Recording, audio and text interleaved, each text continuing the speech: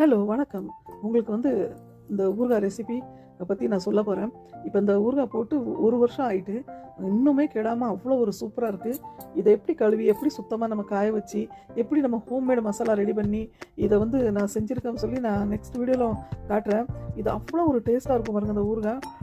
இது நம்ம கடலை எண்ணெயில் தான் ஃபுல்லாக நம்ம மசாலாவே கடலை எண்ணெயில் தான் செஞ்சு நம்ம பண்ணியிருக்கோம். அவ்வளோ ஒரு அருமை, ரொம்ப டேஸ்ட்டாக இருக்கும். இது நீங்கள் சப்பாத்தி கூட சாப்பிடலாம், ரைஸ் கூட சாப்பிடலாம், வீட்டில் எந்த காய் இல்லாட்டாலும் பரவாயில்ல.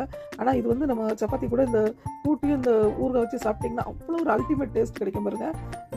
இந்த ஊறுகாய் எப்படின்னா மகாராஷ்டிராவில் இந்த ஊறுகாய் வச்சே சாப்பிட்ருவாங்க. வீட்டில் எதுவும் இல்லாட்டாலும் பரவாயில்ல, சப்பாத்தி கூட இந்த ஊறுகாய் வச்சே சாப்பிடுவாங்க. நம்ம ஊரில் ஊறுகாய் அவிச்ச மாதிரி பண்ணிவிட்டு அது முழுசாக இருக்க மாட்டாங்க பாருங்கள். இந்த ஊறுகாய் உங்களுக்கு வருஷம் பூரா இப்படியே முழுசாகவே இருக்கும் பாருங்கள். இது குழஞ்சிலாம் போகாது, அவ்வளோ நல்லாயிருக்கும். நான் நம்ம ஊறுகாய் பார்த்துருக்கேன், அது ஃபுல்லாகவே குழஞ்சி அது ஊறுகாய் மாங்காய் துண்டு மாதிரியே தெரியாது பாருங்கள். ஆனால் இது அப்படியே முழுசாகவே இருக்கும். நீங்கள் 1 வருஷம் கழிச்சு இதை எடுத்தாலும் அப்படி தான் இருக்கும், அது கெடவும் செய்யாது. இது உங்களுக்கு மசாலா தேவைப்படுதுங்க அப்படின்னா நீங்கள் எனக்கு ஒரு கமெண்ட்ஸ் பண்ணுங்கள். இது சுத்தமான கடலை எண்ணெயில் பண்ணியிருக்கேன், அவ்வளோ டேஸ்ட்டாக இருக்கும். என்னோட சேனல் பிடிச்சிருந்தா நீங்கள் சப்ஸ்கிரைப் பண்ணுங்கள். நன்றி, வணக்கம்.